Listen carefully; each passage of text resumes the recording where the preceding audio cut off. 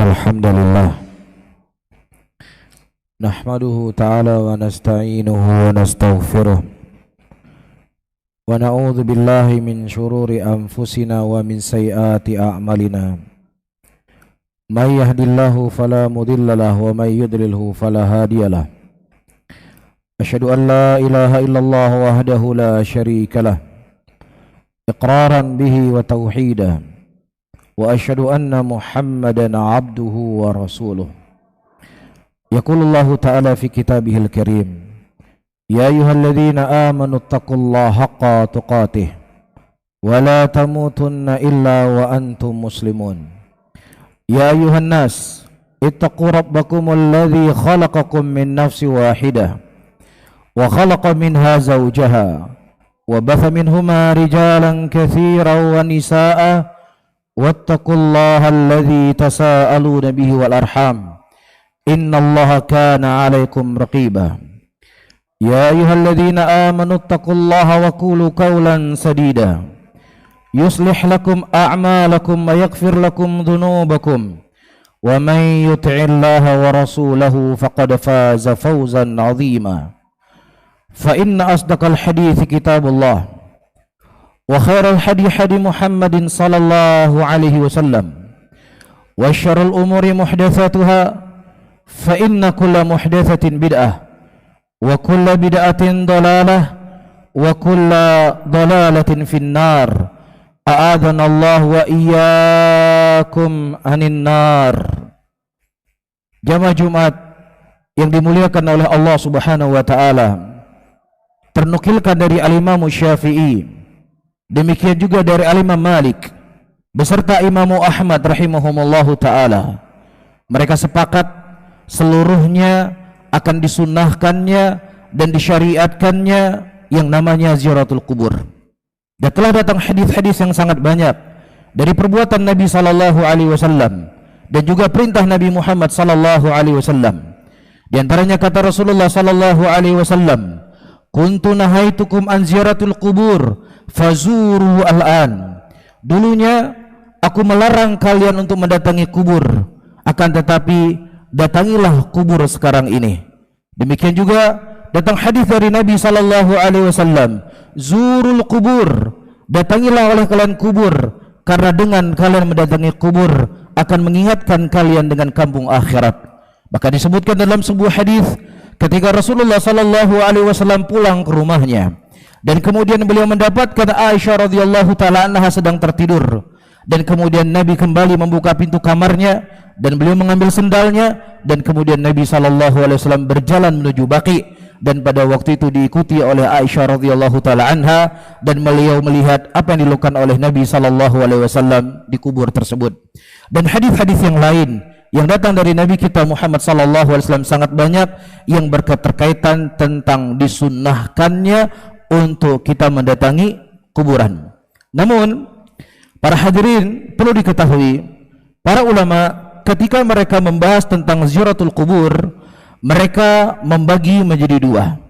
Yang pertama, ziarah kubur yang disyariatkan, dan yang kedua, ziarah kubur yang tidak disyariatkan, atau ziarah kubur yang terlarang, yang berisikan kebidahan, bahkan terkadang condong kepada kesyirikan kepada Allah Subhanahu wa taala. Dan ini akan menjadi pembahasan kita pada khutbah Jumat kali ini, dan ini merupakan pembahasan yang sangat penting. Yang pertama, disunahkan bagi kita untuk mendatangi kubur dengan maksud dan tujuan adalah untuk mengingatkan kita dengan kampung akhirat, untuk mengingatkan kita dengan kematian dan melembutkan hati-hati kita. Rasulullah sallallahu alaihi wasallam menyebutkan sebagaimana hadis yang telah saya isyaratkan tadi, zurul kubur, datangilah oleh kalian kubur, fa inna ziyaratul kubur yudzakkirukumul akhirah. Datangilah oleh kalian kubur, karena dengan kalian mendatangi kubur akan mengingatkan kalian dengan kampung akhirat, akan mengingatkan kalian dengan kematian kita, dengan segala aktivitas kita, yang setiap kita mengejar apa yang kita cari daripada dunia ini.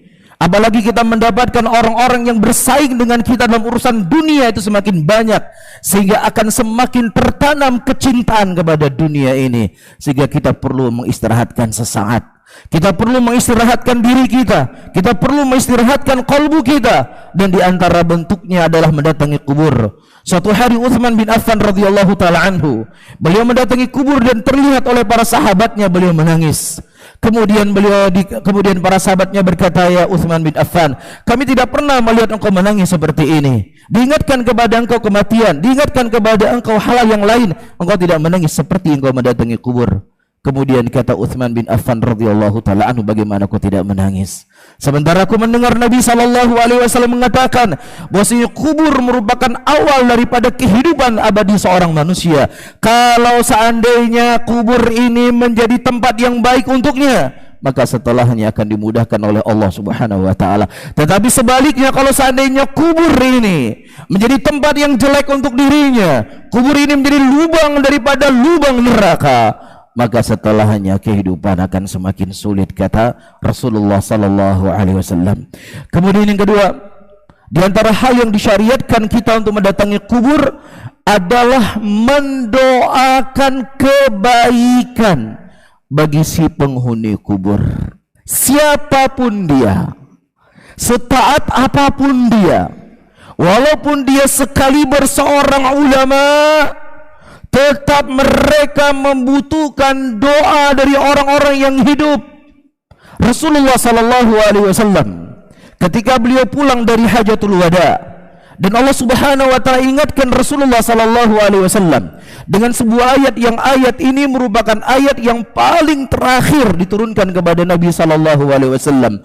"Wattaqu yauman turja'una fihi ilallah." Takutlah engkau kepada satu hari yang Muhammad, yang kau dikembalikan kepada Allah Subhanahu wa taala. Setelah mendengar ayat ini, Rasulullah sallallahu alaihi wasallam mendatangi makam syuhada Uhud. Di dalamnya ada Sayyidu Syuhada Hamzah radhiyallahu taala anhu.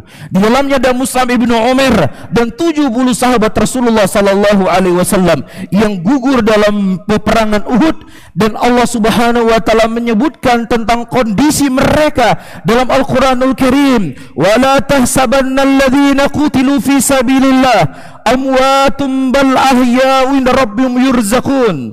Jangan pernah engkau menyangka bahwasanya orang-orang yang mereka gugur di jalan Allah, mereka mati. Mereka tidak mati kata Allah, tapi mereka hidup dan mereka diberikan rezeki oleh Allah Subhanahu wa taala. Al-Imam Ahmad menyebutkan dalam sebuah hadisnya yang diriwayatkan dari Al-Imam Syafi'i. Al-Imam Syafi'i meriwayatkan dari Imam Malik. Imam Malik meriwayatkan hadis dari Ubay bin Ka'ab. Ubay bin Ka'ab meriwayatkan dari bapaknya Ka'ab bin Malik, dan beliau meriwayatkan dari Nabi Muhammad sallallahu alaihi wasallam, di mana Rasulullah mengatakan anna arwah syuhada, bahwasanya ruh para syuhada mereka berada di parung burung yang berwarna hijau, berterbangan di bawah arsy-Nya Allah Subhanahu wa taala. Begitu mulia kedudukan mereka, begitu tinggi kedudukan mereka di sisi Allah Subhanahu wa taala. Tetapi subhanallah, ketika Nabi sallallahu alaihi wasallam mendatangi makam syuhada Uhud, beliau berkata, "Assalamu alayka ya ahla diyar minal mu'minina wal muslimin wa inna insyaallahu lahikum nas'alullahu lana wa lakum al-afiyah." Rasulullah mengatakan di akhir doanya, "Aku memohon dan meminta kepada Allah Subhanahu wa taala agar Allah Subhanahu wa taala memberikan kebaikan kepadaku dan juga kebaikan kepada kalian." Kalau seandainya orang-orang yang gugur di medan peperangan yang mereka disebutkan dalam ayat Al-Qur'an masih butuh dari doa, masih butuh doa orang-orang yang hidup, tentunya selain dari mereka lebih lagi membutuhkan doa. Adapun yang kedua, para hadirin yang dimuliakan oleh Allah, ziarah yang tidak disyariatkan, atau ziarah yang isinya adalah kebid'ahan, atau ziarah yang isinya adalah berbau kesyirikan atau perkara yang terlarang, dan sengaja saya sebagai khatib menyampaikan hal-hal yang dibolehkan. Karena ketika kita langsung membahas hal-hal yang sifat dibolehkan, orang akan memberikan sebuah kesimpulan, hati-hati dengan jamaah pengajian ini, hati-hati dengan ustadz ini, karena dia mengharamkan ziarah kubur. Jadi kalau bapak kita sudah meninggal, ibu kita sudah meninggal, orang yang kita cintai sudah meninggal, kalau kamu ngaji sama mereka, tidak boleh lagi didatangi. Maka inilah sebuah kedustaan. Ini sebuah kebohongan, karena kita telah menyebutkan, dan itu sebuah keyakinan buat kita semuanya, bahwasanya menziarah kubur adalah sunnah dari sunnah Rasulullah sallallahu alaihi wasallam. Akan tetapi yang kita sampaikan adalah ziarah kubur yang itu hal yang tidak dibolehkan dan dibenarkan dalam syariat. Di antaranya yang pertama, para hadirin yang dimuliakan oleh Allah, mengkhususkan ziarah kubur pada waktu-waktu yang khusus yang tidak dikhususkan oleh Nabi sallallahu alaihi wasallam. Di antaranya mengkhususkan mendatangi kubur ketika sudah mendekati Ramadan, mengkhususkan mendatangi kubur ketika di hari raya. Nah, pengkhususan ini para hadirin dan para hadirin dimuliakan oleh Allah membutuhkan dalil yang khusus pula.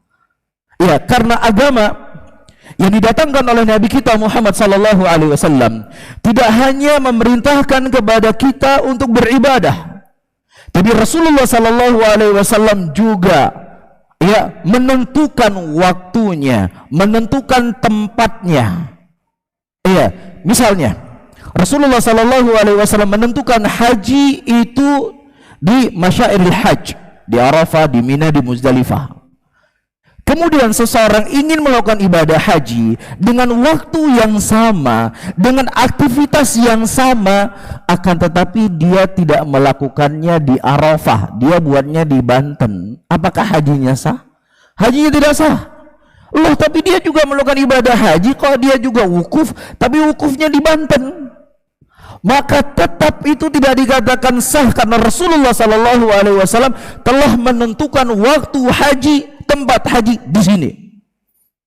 Demikian juga kalau seandainya orang hajinya tetap di Arafah, wukufnya di Arafah, mabitnya juga di Muzdalifah, juga di Mina, tetapi giliran grup yang pertama tanggal 8 sampai tanggal 13, grup yang kedua tanggal 13 sampai tanggal 17. Apakah hajinya sah?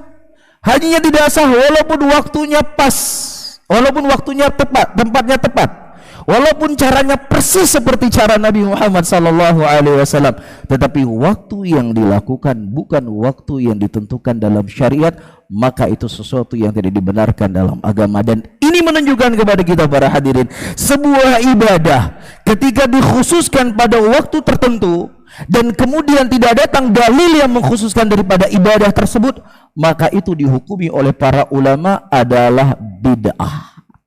Jadi kita tidak membahas tentang ziarah kuburnya ketika dia mengkhususkan pada waktu tertentu. Yang kedua, di antara ziarah kubur yang terlarang ketika seseorang melakukan perjalanan yang panjang. Dia bergerak dari Jakarta khusus untuk mendatangi kubur yang ada di kota Malang misalnya. Dia khusus mendatangi kubur yang ada di kota Surabaya. Atau dia khusus berangkat dari Jakarta ke Aceh untuk mendatangi makam-makam tertentu di sana. Maka ini sesuatu yang tidak dibolehkan, dibenarkan oleh siapa? Oleh syariat Allah, oleh Rasulnya. Nabi Muhammad sallallahu alaihi wasallam mengatakan dalam hadisnya, tidak boleh seseorang melakukan perjalanan yang panjang untuk beribadah kepada Allah Subhanahu wa taala kecuali di 3 masjid. Yang pertama Baitul Maqdis, yang kedua Masjid Nabawi, dan yang ketiga Masjid Haram Mekah. Silakan seseorang melakukan perjalanan yang panjang, perjalanan yang berhari-hari, berbulan-bulan sekalipun, tetapi tujuannya hanya 3 masjid ini. Yang masjid merupakan tempat yang paling mulia di muka bumi Allah Subhanahu wa taala, tidak boleh dikhususkan kecuali hanya 3 masjid ini, apalagi yang kedudukannya di bawah masjid seperti kubur. Disebutkan dalam sebuah riwayat, ketika ada sebagian sahabat Rasulullah sallallahu alaihi wasallam yang mereka ketika itu ingin melakukan perjalanan yang panjang dari kota Madinah ke Bukit Tur yang ada di Mesir, di mana di gunung itu, di bukit tersebut Allah Subhanahu wa taala berbicara dengan Nabi Musa alaihissalam. Ini tempat yang baik, ini tempat yang mulia. Dan sebagian sahabat ingin mendatangi tempat tersebut dan kemudian ditegur oleh sahabat Rasulullah SAW yang lainnya. Dan mereka berkata, kamu jangan melakukan perbuatan ini karena perbuatan ini terlarang. Dan beliau berdalilkan dengan hadis Rasulullah SAW, tidak boleh seseorang melakukan perjalanan yang panjang untuk beribadah kepada Allah Subhanahu Wa Taala kecuali di 3 masjid.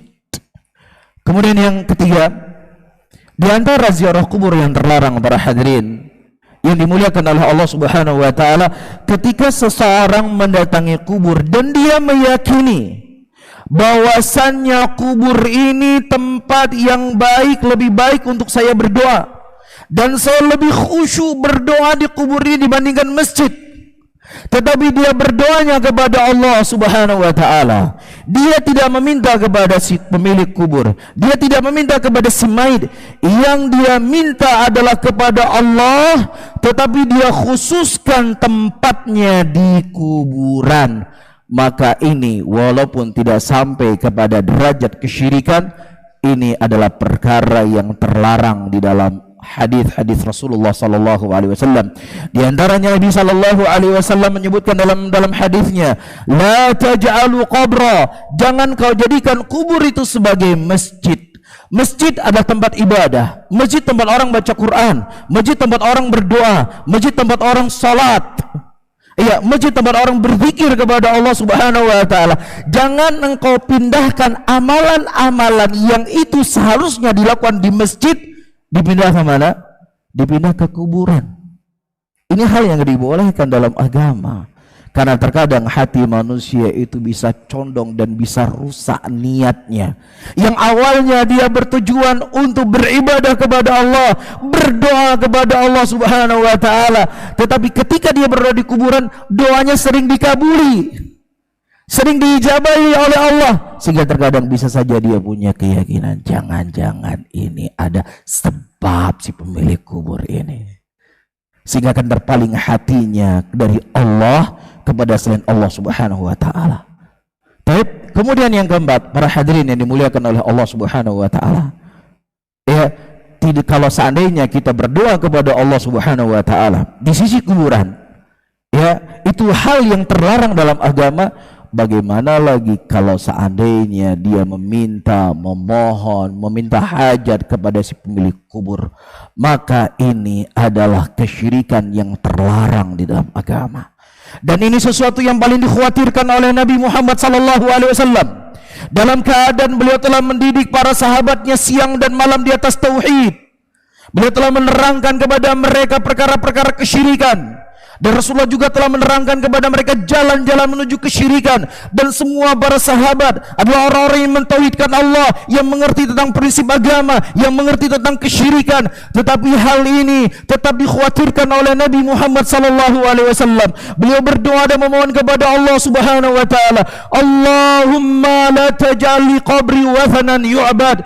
Ya Allah, jangan kau pernah jadikan kuburku sesuatu yang disembah selain Allah Subhanahu wa taala. Ini doa yang diminta oleh Nabi SAW dan kemudian dijabahi oleh Allah Rabbul Alamin. Kita bisa bayangkan para hadirin yang dimuliakan oleh Allah, kalau seandainya kubur Nabi kita Muhammad SAW berada di negeri ini, berada di tempat kita, apa akan terjadi?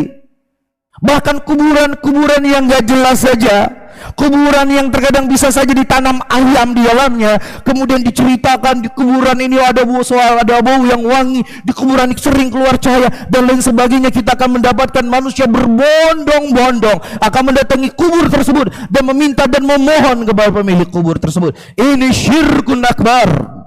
Ini bukan perkara yang sepele. Ini bukan perkara yang gampangan para hadirin yang dimuliakan oleh Allah. Rasul sendiri berdoa memohon kepada Allah. Beliau ingatkan para sahabatnya, la taj'ali qabri, jangan pernah kalian jadikan kuburku sebagai sesuatu yang disembah oleh Allah kepada selain Allah Subhanahu wa taala. Dan kita juga sudah menyebutkan di awal tadi, Sehebat apapun makam yang ada di Indonesia ini, sesoleh apapun dia, sekeramat apapun dia, setaat apapun dia, tidak lebih mulia daripada kuburannya Hamzah radhiyallahu taala anhu, tidak lebih mulia daripada kuburannya Handalah radhiyallahu taala anhu, tidak lebih mulia daripada makam para syuhada Uhud. Tetapi bersama dengan itu Nabi Muhammad sallallahu alaihi wasallam mendoakan kebaikan kepada mereka. Maka orang yang cerdas, para hadirin dan hadirat yang dimuliakan oleh Allah, cukup bagi dia meminta, memohon hanya kepada Allah Subhanahu wa taala. Dan itu janji kita setiap salat kita, iyyaka na'budu wa iyyaka nasta'in. Hanya kepada Engkau lah ya Allah kami menyembah, dan hanya kepada Engkau lah ya Allah kami mohon pertolongan. Ada sebuah cerita jamaah Jumat yang dimuliakan oleh Allah, ada sebuah makam dari makam keramat, dan di makam itu diletakkan kain penutupnya. Kemudian tiba-tiba ada seseorang yang mengambil kain penutup kubur tadi. Ya, akhirnya penjaga kuburan mencari tahu kemana kain tadi. Kemudian didapatkanlah bahwasanya kain itu dipegang oleh si fulan. Kemudian dia berkata, kenapa engkau mengambil kain ini? Iya, dia mengatakan bahwasannya kain ini aku diberikan oleh si mayit, diberikan oleh si kubur tadi, karena mereka sering minta ke kubur. Beliau berbicara seperti ini untuk membantah dia. Kemudian dia berkata, ini mayit, bagaimana mayit itu bisa memberikan penutup jenazahnya buat kamu? Kemudian kata beliau, dari dulu kami ingatkan kalian, mengingatkan muslimin bahwasanya kubur ini tidak bisa memberikan manfaat, tidak bisa menghilangkan mudarat. Itu yang kami bicarakan, itu yang kami ajak, itu yang kami seru. Tapi apa tuduhan kami kepada kalian, kepada kami? Sementara engkau mengakui sendiri bahwasanya si pemilik kubur ini nggak bisa memberikan kain penutup jenazahnya kepada kamu. Lah bagaimana sesuatu perkara yang lainnya? Cerdas wahai saudara-saudaraku muslimin. Disinilah kita membutuhkan untuk mempelajari akidah, mempelajari tauhid, mempelajari Islam, sehingga kita tidak dibodohi oleh orang-orang yang bodoh. Barakallahu li wa lakum fil Qur'anil azim wa nafani wa iyyakum bima fihi minal ayati wa dzikril hakim. Fataqabbalallahu minni wa minkum innahu samiun alim.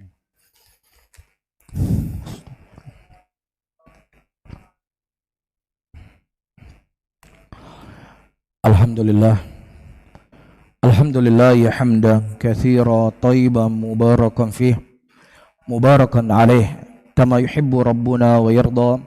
Wa usalli wa usallim ala nabiyyina al-karim Muhammadin wa ala alihi wa ashabihi wa man tabi'ahum bi ihsanin ila yaumiddin. Yaqulullahu ta'ala fi kitabihil karim, a'udzu billahi minasyaitonir rajim. Bismillahirrahmanirrahim. Wal 'ashr innal insana lafi khusr illa alladhina amanu wa amilus solihati wa tawassaw bil haqqi wa tawassaw bis sabr. Innallaha wa malaikatahu yusalluna 'alan nabi ya ayyuhalladzina amanu shallu 'alaihi wa sallimu taslima.